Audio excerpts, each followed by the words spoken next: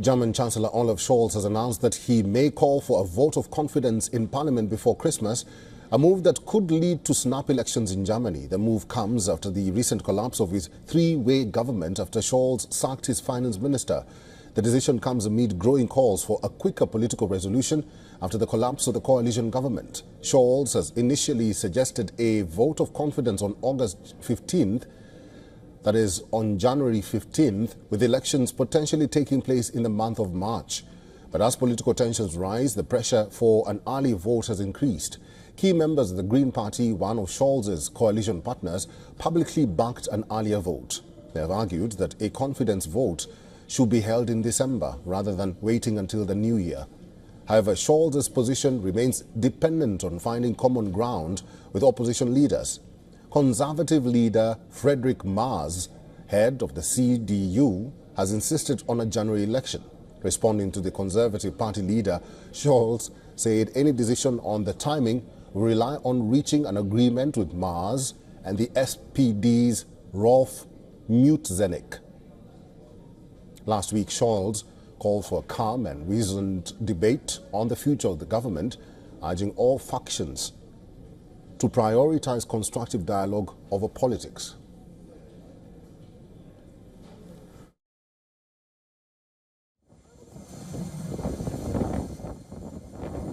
Chancellor of Germany.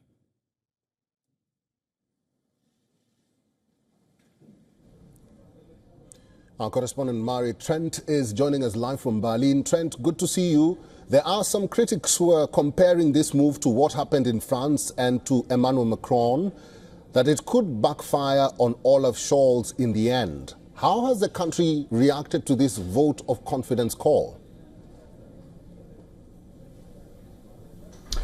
Well, look, I think pressure is really now building on the Chancellor, and we are seeing some signs of it. I think the toll that it's taking on him personally. In a media interview overnight, he was really pressed by the journalist around why he was trying to wait until January for this confidence vote. His response was that he's not trying to cling to power. He just thinks it's better to wait a little while longer. But nevertheless, of course, we have to remember his government did collapse almost a week ago. And so many of his opponents are asking why we need to wait effectively 2 months to hold this confidence vote. The democratic thing to do is to try and get it out of the way as quickly as possible. We know really leading that criticism, probably no surprise, is the Conservative opposition leader Friedrich Merz, who has said the timing for this vote should happen immediately. And we need to remember that in this vote, it is widely expected that Chancellor Scholz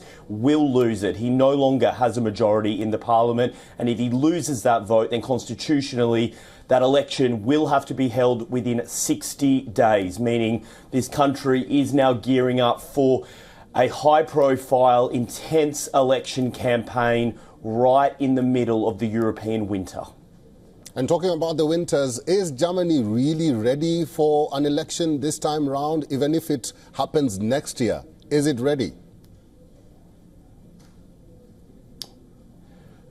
Well, I guess it depends on who you ask. I can tell you this morning there has been some controversy here because the country's largest ballot paper printer has told a newspaper that they're not sure they'll be able to print the ballots in time. They said they'd have to break their back in order to achieve the deadline of a January election. Again, that has now been met with criticism, including from the opposition party, who said it's effectively disgraceful that a country like Germany can't quickly print ballot papers if it's needed. The ballot paper, or the printing association, I should say, that represents the country's printers has said that they believe it can be done. But these are the types of questions that are being asked because, again, this was not expected. The elections were due to be held in September of next year, but that very dramatic announcement by Chancellor Scholz almost a week ago when he fired his finance minister and basically collapsed his own government really did take everyone by surprise, particularly given that everyone was very fixated on what had happened in the United States and what it meant for Germany and Europe. But now the problems seem to be much closer to home. And as I say, the country is gearing up for an election. Let's see how that pans out. Trent Murray, thank you very much for talking to us today. Trent is in Berlin, Germany.